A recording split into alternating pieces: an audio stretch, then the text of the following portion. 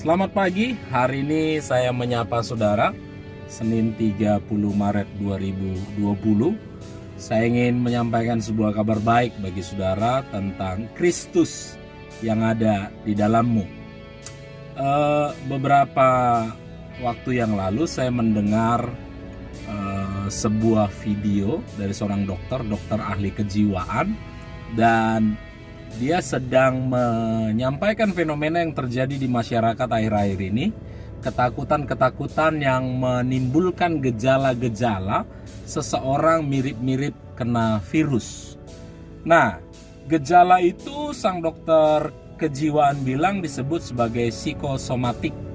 Artinya karena begitu banyaknya dia mendengar kabar berita tentang virus dan sebagainya, akhirnya itu mempengaruhi alam bawah sadarnya, sehingga pada akhirnya dia mulai merasakan timbul gejala-gejala virus di dalamnya. Padahal setelah dicek ternyata tidak. Nah, psikologi menyebutnya sebagai psikosomatik. Dan saya nggak tahu kalau saudara pun mungkin mendengar terlalu banyak berita-berita virus, berita-berita negatif, berita-berita kematian, maka engkau akan mengalami gejala-gejala ke sana. Padahal sebenarnya enggak. Itu yang disebut psikosomatik. Dan bagaimana cara mengatasi hal-hal demikian? Harusnya kita mengisi banyak hidup kita dengan hal-hal yang positif, yang baik, terlebih dengan kebenaran firman Tuhan. Maka kalau firman yang mengisi hidup saudara, engkau akan mengalami gejala-gejala sorga. Wah, baru kali ini saya dapat kata-kata itu, gejala-gejala sorga. Bagaimana caranya kau mengalami gejala-gejala sorga? Baca firman Tuhan, karena ini firman perkataan dari pemilik sorga.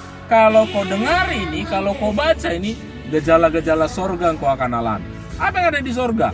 Sukacita, damai sejahtera, kemuliaan, kehidupan, dan sebagainya.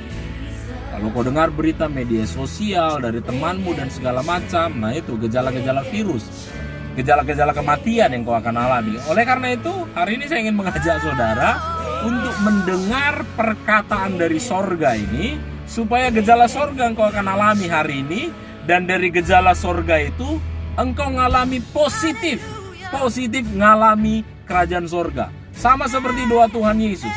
Tuhan Yesus berdoa, datanglah kerajaanmu, jadilah kehendakmu di bumi seperti di sorga. Kapan itu terjadi? Pertama kau harus alami gejala sorga.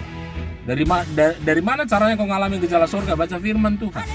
Dari kau mengalami gejala sorga, maka tunggu beberapa hari kemudian, positif kau akan mengalami sorga dalam hidupmu.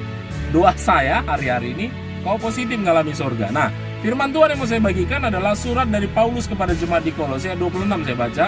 Kolose 1:26, yaitu rahasia yang tersembunyi dari abad ke abad, dari turunan kepada keturunan, tetapi sekarang dinyatakan kepada orang kudusnya. Jadi ada rahasia besar tersembunyi berabad-abad, tapi kepada orang benar, kepada orang yang percaya Yesus, itu disingkapkan. Apa itu? Kepada mereka Allah, ayat 27 ya, kepada mereka Allah mau memberitahukan betapa kaya mulianya rahasia itu di antara bangsa-bangsa lain, yaitu, ini rahasianya, Kristus ada di tengah-tengah kamu, Kristus yang adalah pengharapan akan kemuliaan. Teks aslinya bilang Christ in you, Kristus ada di dalammu. Saya percaya kalau saya tanya setiap kita, apakah ada Kristus di dalammu, maka pastor akan menjawab, ada.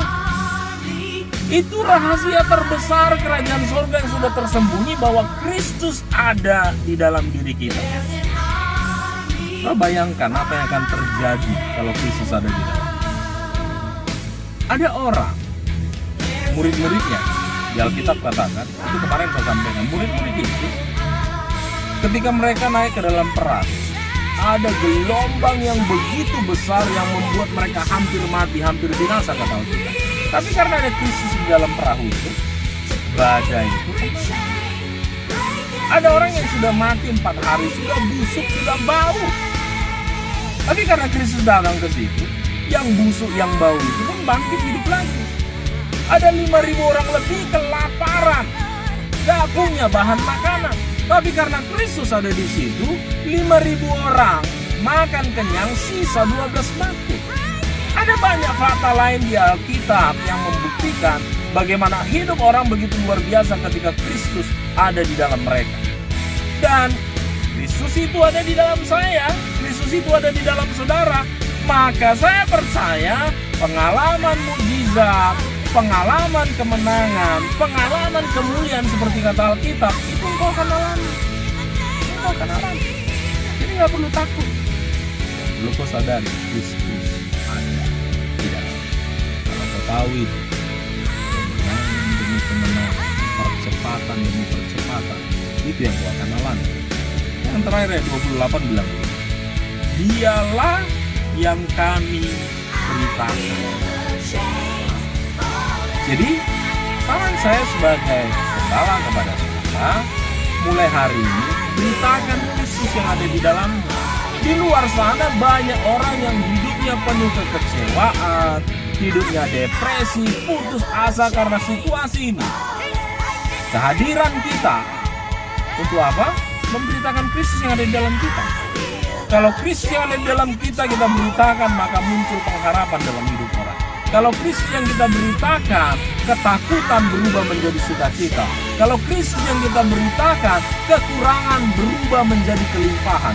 Kalau Kristus yang kita beritakan, maka akan terjadi penuaian jiwa-jiwa di mana-mana. Saya rindu mendengar itu hari-hari ini terjadi dalam hidup saudara. Saya pengen mendengar mulai hari ini, besok, dan seterusnya, kesaksian-kesaksian dari saudara adalah, Pak, keluargaku, komselku memberitakan Kristus kepada si A, si B, si C, dan mereka datang kepada Kristus. Itu yang pengen saya dengar, itu yang pengen sorga dengar. Situasi ini menjadi momen bagi kita memberitakan Kristus. Situasi ini menjadi momen bagi kita mengalami percepatan penuaian jiwa-jiwa di mana-mana. Gak perlu takut, beritakan Kristus yang di dalammu. Bukan hanya hidupmu yang berubah, hidup orang lain juga akan berubah. Kalau Kristus yang kau beritakan, percepatan terjadi, kemenangan terjadi, mukjizat terjadi. Doa saya sebagai hamba Tuhan mulai hari ini, beritakan Kristus yang ada di dalammu. Dan saya percaya, ketika kita nanti bertemu kembali bersama sebagai satu gereja, mengadakan selebrasi, kita akan mendengar bahwa situasi hari ini membuat kita mengalami Kristus. Tuhan Yesus memberkati. Amin.